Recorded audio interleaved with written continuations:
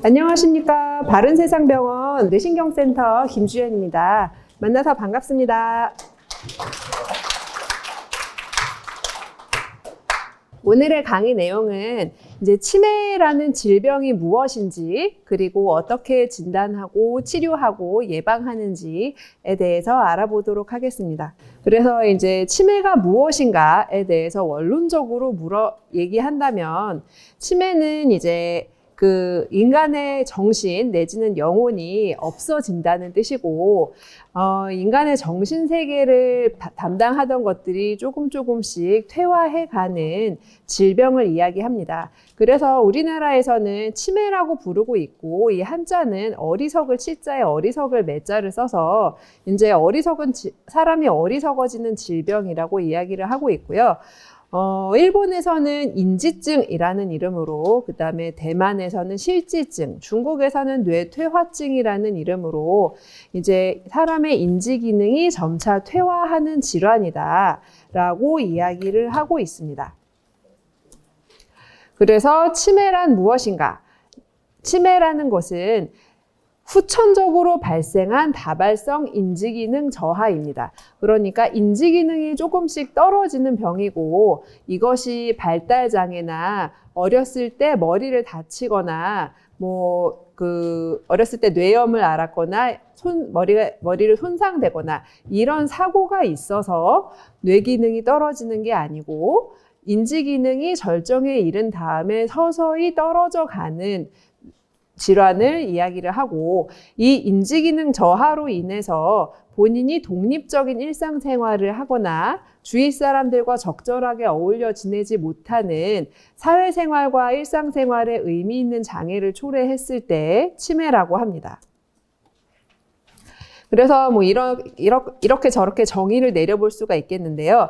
이전보다 의미 있게 감소한 인지 저하가 한 가지 이상의 영역에서 적절한 평균에서 이렇게 밑에서 2등 정도로 심하게 떨어졌을 때 치매에 해당한다라고 이야기를 할 수 있겠습니다.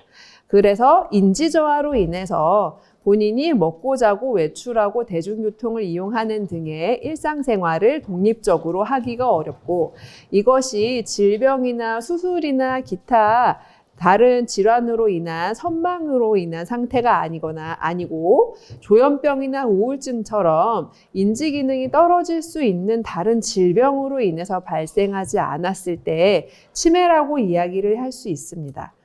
그래서 인지 영역은 다음과 같이 사람이 적절하게 집중을 유지하는 주의력이나 일상생활을 수행해 나가는 능력이나 새로운 것을 학습하고 이를 기억하는 기억력, 언어 능력, 그 다음에 사회 인지 기능, 시각 정보를 처리해서 운전을 한다든지 공간을 정리한다든지 이런 정보 처리나 도구 사용에 대한 영역들을 각각 평가를 하고, 이것들을 종합해서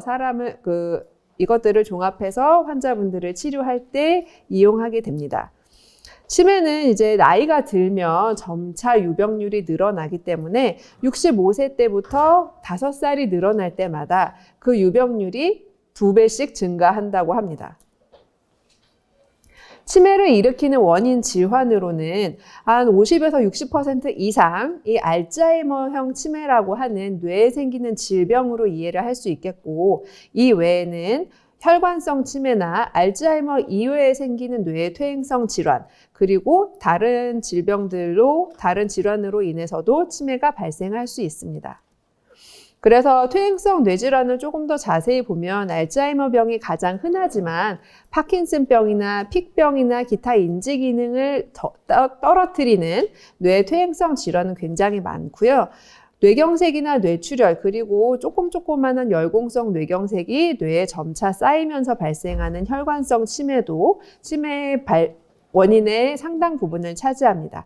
그리고 비타민이 부족하다든지 이런 비타민을 흡수하지 못하거나 아니면 빨리 소모해버리는 질환이 생겼을 때 비타민 부족이나 간, 콩팥, 갑상선 등의 장기 기능이 떨어졌을 때 발생하는 대사성 질환, 알코올이나 일산화탄소, 약물, 중금속 등에 중독되어 생기거나 매독이나 에이즈, 크로이츠펠트 야코병 등으로 인한 감염성 질환으로 인해서도 뇌에 기능이 점점 떨어져서 치매가 생길 수가 있고, 머리를 다치거나 뇌 종양이나 정상압 수두증과 같은 뇌에 다른 병이 생겨서도 치매에 걸릴 수가 있습니다.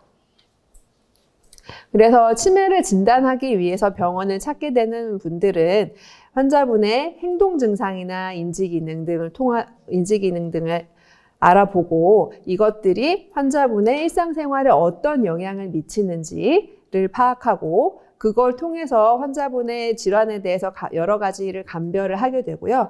일반적으로 환자분이 어떤 병이 있는지를 알아보기 위해서 혈액이나 소변 검사, 엑스레이, 심전도 같은 기본적인 검사들도 시행을 하게 되고, 인지기능 검사나 뇌 촬영 검사, 유전자 검사나 아밀로이드 검사 같은 것들도 같이 해보게 됩니다. 여기에 대해서 조금 자세히 말씀을 드리자면은 영양성 질환이나 갑상선이나 간질환 같은 걸 알아보기 위해서는 피검사를 당연히 해봐야겠죠. 그리고 신경인지기능 검사에는 여러 가지 종류가 있는데, 저희 병원에서 하는 SNSB 검사를 잠깐 보여드리면, 이렇게 여러 영역에서 언어 기능이나 주의 집중력이나 시공간적인 구성 능력 등 여러 영역에서 굉장히 많은 테스트를 하고, 이거를 채점을 하고 통계를 돌린 다음에 환자분이 연령별, 성별, 학력별로, 예를 들자면 75세 중졸 여성의 평균에서 언어 영역은 얼마나 떨어지고 기억 영역은 얼마나 평균에서 올라와 있는지 등을 저희가 통계를 돌려서 환자분의 진료에 사용을 하게 됩니다. 그렇게 해서 어떤 영역에서 얼마만큼의 인지적인 결손이 있는지를 보고, 이를 통해서 환자를 돌보고 치료하는 데 도움을 받을 수 있고, 연구를 하고 이게 법적 문제에 대응하는 데도 조금 더 자세한 자료로 활용을 할 수가 있는 것이지요. 그리고 뇌 영상 검사도 같이 해보게 됩니다. 여기 보면 보통 뇌 실질의 상태를 알아보기 위해서 MRI나 CT를 같이 찍어보게 되고요. CT는 보통 출혈이나 골절을 보는데 조금 더 좋고, MRI는 일반적인 뇌의 질환들을 알아보는데 더 도움이 됩니다. 그리고 혈관이 터질 수 있는 동맥꽐이나 아니면 혈관이 좁아지는 병변 등을 알아보기 위해서 MRA도 같이 찍어보게 됩니다. 여기서 이제 이런 좌우 대칭이 살아있는 정상의 뇌사진하고, 가운데 종양이 이렇게 자리를 잡고 있는 뇌사진하고 인지기능 검사 점수가 똑같아도 이거를 치료하는 방법은 당연히 달라져야 하겠죠. 그래서 치매의 대부분을 차지하고 있는 알츠하이머 병에 대해서 조금 더 자세히 알아보도록 하겠습니다. 이 병은 이제 독일의 알츠하이머라는 의사가 1907년에 최초로 보고한 질병이고요. 이 병을 최초로 보였던 환자가 사망한 다음에 뇌를 현미경으로 들여다보니까 이런 아밀로이드라는 단백질이 만드는 노인성 반점과 타우 단백질이 만드는 신경 섬유 다발들이라는 현미경적인 병리 소견이 관찰이 되었다고 합니다. 그래서 알츠하이머 병을 조직학적으로 확진하는 데는 이런 마커들이 필요하기 때문에, 원리만 놓고 이야기하자면 사실 살아계실 때는 확진이 불가능한 병이라고도 할 수 있겠습니다. 그래서 알츠하이머 병의 아밀로이드 가설에 따르면 이렇게 치매가 나타나기 전에 수십 년 전부터 뇌에는 요 빨간 줄이 아밀로이드가 쌓이는 거거든요. 아밀로이드가 쌓이고 그 이후에 뇌의 신경 세포들의 연결 구조에 손상이 일어나기 시작하고, 타우 단백질이 쌓이다가 뇌의 구조적인 변화가 생기고 인지 기능이 떨어진 다음에 치매가 생긴다. 즉, 치매라고 하는 것은 치매의 가장 많은 부분을 차지하는 알츠하이머 병은 발병하기 수십 년 전부터 예방과 관리가 필요한 병이다 라고 할 수 있겠습니다. 그래서 요거를 잠깐 보시면은, 여기서 이제 뇌에 보면 정상적인 신경세포에선 저렇게 가지를 많이 뻗어서 연결망을 유지를 하고 있는데요.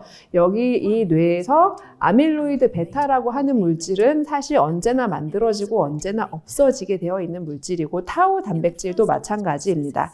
그런데 그리고 아밀로이드 베타는 이렇게 한두 개씩 떠다니다가 점점 뭉쳐지게 되는데요. 이것들이 정상적으로 하나씩 있을 때는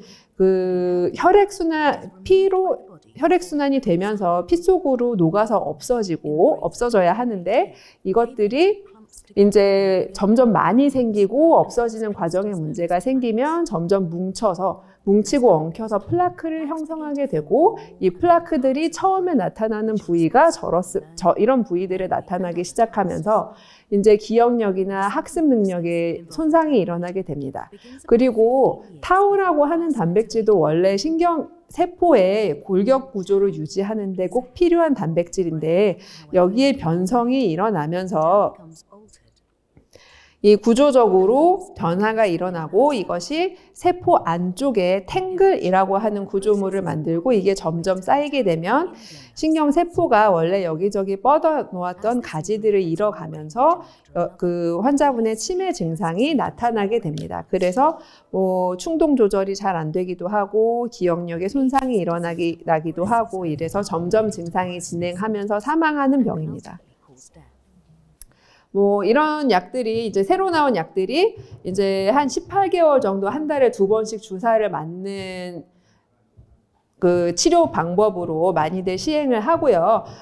아직은 약값이 매우 비싸고, 그 다음에 부작용이 없는 것도 아니거든요. 그렇기 때문에 이렇게 뇌부종이 생기거나 뇌출혈이 발생을 하거나 이런 부작용들이 이제 10명에 1명 내지는 3명에 1명꼴로 발생을 하고 있기 때문에, 이 약을 스케줄대로 맞고 나서 펫 사진을 찍어보면 그 아밀로이드가 없어진 것들이 보이기는 합니다. 그래서 관심 있으신 분들은 이런 치료를 받아보시는 분들도 계세요. 근데 이런 그 뇌출혈이나 뇌부종 같은 부작용이 어느 정도 발생할 수 있다는 거는 알고 계셨으면 좋겠습니다. 그리고 이제 인지중재 치료나 인지재활 치료 같은 것도 하고 있고, 그 다음에 왜 요새 그 검정고무신이라는 만화 영화나 좀 어르신들이 70년대 까만 교복 입고 하는 그때 있었던 사건들을 회상해보는 그런 회상요법이나 이런 치료들도 일부 효과가 있다는 연구 결과들이 있습니다. 그래서 인지중재 치료나 인지재활 회상요법 같은 거를 이제 제도적으로 병원에서 저렴한 건강보험 혜택을 받아서 할 수 있게 하기 위해서 이런 모임들도 지금 진행을 하고 있고, 본인이 행복했던 시절을 이런 장비를 쓰고 떠올려 보는 회상치료 같은 것도 있다고 합니다. 그래서 이제 치매는 이 모든 것들을 다 치료를 해야 일상생활을 영위할 수 있게 되는 것이고요. 인지기능 치료하고, 그 다음에 감별해서 인지기능 악화시킬 수 있는 원인 질환들을 감별해서 치료를 하고, 하지만 치매 환자분들이나 치매 환자의 가족들을 가장 괴롭히는 증상들은 이 행동 증상들입니다. 그래서 환자분이 잠을 못 자고 한 얘기 또 하고, 때로는 대소변을 못 가리거나 대소변을 여기저기 발라놓거나 우울해하거나 자살 시도를 하거나, 이런 행동 증상들을 하나하나 밝혀내서 적극적으로 치료를 해야 환자분들과 가족분들이 조금 더 일상생활을 잘 할 수 있기 때문에 이런 증상도 적극적으로 물어보고 세세하게 치료를 해야 합니다. 그래서 결국 그 치매 치료의 목표는 인지기능이 얼마나 결손되었는지 파악해서 치료하고, 행동 증상도 적극적으로 치료하고, 원인 질환을 치료해서 환자분과 가족분들이 일상생활을 누릴 수 있는 기간을 최대한 길게 유지를 하는 것이 치매 치료의 목표라고 할 수 있겠습니다. 그래서 치매는 60% 이상이 알츠하이머형 치매고, 이 병에 대해서는 지금 전 세계에서 굉장히 열심히 연구를 하고 있고, 그 다음에 약물 치료나 비약물 치료 방법들을 열심히 만들고 있기 때문에 여러분들이 그동안에 이제 좋은 치료 방법이 나올 때까지 예방을 하셔야겠죠. 그 치매 예방에서 가장 중요한 게 무엇일까 생각해 보았을 때, 왜 최선의 방어는 공격이라고 하지 않습니까? 최선의 치매 예방은 그럼 뭘까요? 최선의 치매 예방은 바로 여러분의 발전이라고 생각합니다. 그렇기 때문에 여러분의 발전을 위해서 몸과 마음의 건강을 잘 다지는 것이 꼭 필요하다고 할 수 있겠습니다. 그래서 치매는 왜 생기는가? 세계적인 학자들이 열심히 연구를 해봤습니다. 그런데 여기서 그 한 60%는 원인을 몰라요. 이 중에서 우리가 할 수 있는 거는 치매 발생의 한 40% 정도라고 합니다. 이것이 인생 초년기에는 잘 못 배운 거. 이것이 치매 위험을 올릴 수 있습니다. 그 다음에는 중년기에는 제일 위험한 것이 난청이고요. 그 다음에 머리를 다치거나 고혈압, 알코올, 비만 이런 것들이 치매 발병 위험을 높인다고 합니다. 생애 말년기에는 흡연, 우울증만큼 중요한 게 고립, 그 다음에 운동 부족, 대기오염, 당뇨 같은 것들이 치매 위험을 올릴 수가 있습니다. 그래서 이제 핑거 스터디라고 핀란드에서 굉장히 혁신적인 연구 결과가 나왔는데요. 이제 치매 알츠하이머 초기 환자들을 대상으로 해서 이제 영양 상담, 운동 교육, 그 다음에 인지적인 재활 치료를 그룹으로 꾸준히 진행을 하고 그 환자분의 대사성 질환이나 혈관성 질환, 그러니까 고혈압, 당뇨, 고지혈증 같은 질환들에 대해서 철저하게 붙어서 관리를 한 결과 굉장히 치매 예방에 일반적인 주의 수준의 관리만 한 사람들에 비해서 치매 예방이 통계적으로 많이 이루어질 수 있었다고 합니다. 그래서 우리나라에서도 이제 제가 환자들한테 늘 강조하는 게 고혈압, 당뇨, 고지혈증, 흡연 같은 혈관성 위험 인자들을 관리하고 그 다음에 인지훈련을 위해서 예전에 좋아했던 거, 그리고 지금 새로 배워봤으면 하는 것들에 대해서 꾸준히 훈련을 하고, 운동하고, 영양관리 열심히 하고, 이것들에 대한 동기를 지속적으로 부여하는 것이 치매 예방을 위해서 굉장히 중요하다고 할 수 있겠습니다.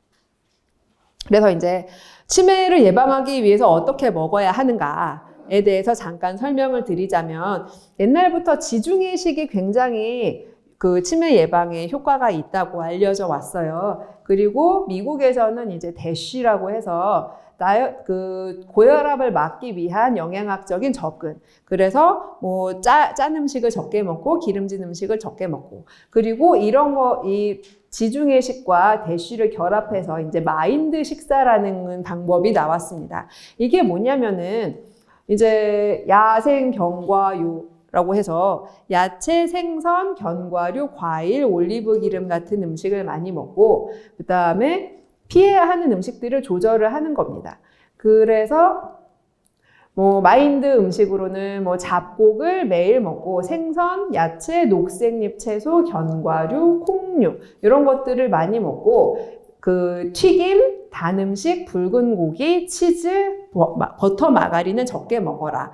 하지만 순식간 오늘 저녁부터 당장 이것만 드시려고 하다가 근육이 빠져서 고생을 하시는 분들이 계실 수도 있습니다. 사실 근육을 잃으면 모든 걸 다 잃어요. 근육이 빠지면 관절도 아파서 움직이기가 싫어지고 당 조절도 안 되고 낙상 위험이 늘어나고, 어르신들 낙상하게 되면 이제 누워서 굉장히 힘든 생활을 보내셔야 되잖아요. 그렇기 때문에 근육을 일단 지키기 위해서 어르신들은 단백질을 똑같이 먹어도 흡수가 더 적게 되시기 때문에 잡곡밥에 삼시세끼 동물성 단백질 반찬을 좀 챙겨 드시고, 그 다음에 음식에 올리브 기름이나 생들기름 같은 거를 뿌려서 먹을 수 있는 음식에는 그런 거를 잘 뿌려서 드시고, 들기름 팍팍 넣어서 나물 무쳐 드시면서 좀 건강하게 잘 드시고 사시면 좋겠습니다. 지중해식 음식을 많이 먹었더니 이분들의 뇌를 나중에 돌아가신 다음에 현미경으로 보면 아까 말씀드린 아밀로이드나 타우와 같은 알츠하이머 병의 병리 소견이 의미 있게 적게 보이더라. 이런 결과도 있었습니다. 그래서 여러분들은 사실 한식을 주로 드시고 사시는 우리나라의 사람들이 굉장히 오래 살잖아요. 여기에는 한식이 어느 정도 기여를 할 것이라고 보는 학자들도 많습니다.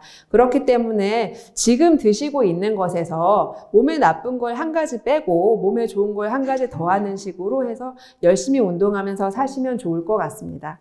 그리고 운동은 좀 이따가 이제 운동 전문가 선생님들이 가르쳐 주셔서 저는 이론적인 것만 간단히 말씀드리자면, 이제 규칙적으로 탄천을 걷는 분들은 굉장히 많으세요. 근데 거기에 더해서 좀 땀이 날 수 있고 좀 내가 어제 했던 것보다 조금 더 도전적으로 할 수 있는 활동을 일주일에 150분 이상, 그러니까 월수금 1시간씩 아니면은 하루에 30분씩 주 5일 열심히 땀나는 활동을 추가해서 해주시면 좋고요. 여기에는 뭐 균형 감각을 좋게 하는 운동이나 근력 운동, 스트레칭 같은 것들이 포함되어 있으면 좋습니다. 여러분들이 이제 유산소 운동을 열심히 해서 헉헉거리면서 땀이 날 때 내 뇌에도 같이 산소를 전달하고 있고 내 뇌가 젊어진다라고 생각하면서 열심히 운동을 해주시면 좋겠죠. 그리고 인지학습 같은 거는 요새 인터넷 들어가 보면 성인용 학습지나 노인용 학습지 이런 시장이 굉장히 빠르게 커지고 있고 그 성인들이 태블릿으로 하는 게임 같은 패키지들도 많이 나와 있고 이런 것들을 하는 병원이나 센터들도 있습니다. 그래서 뭐 여기서처럼 뭐 1 더하기 2는 3 이런 기초적인 학습지를 해보는 것도 좋겠지만 여러분들이 전에 전공했던 분야에 대한 학습이라든지 아니면 여러분들이 전에 하고 싶었는데 뭐 돈을 벌어야 해서 못했던 것들에 대한 공부나 실천, 기록 이런 것들을 같이 해주셨으면 좋겠습니다. 그래서 끊임없는 배움과 노력을 통해서 어제보다 한 걸음 발전하는 날들을 이어갈 때 이제 치매에 대한 걱정도 더 줄어들 것으로 보입니다. 그래서 이제 요즘은 슈퍼에이저라는 얘기를 많이 해요. 뭐 80대에도 50대의 뇌를 가지고 살아라.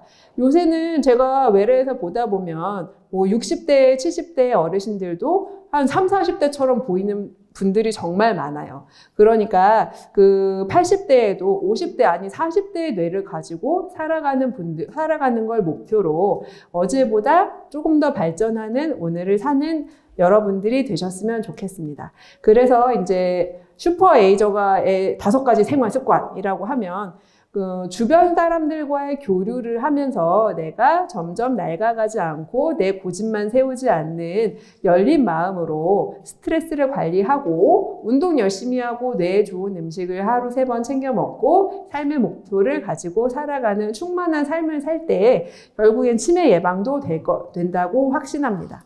여기까지 하겠습니다. 감사합니다. 박수 한번 부탁드립니다.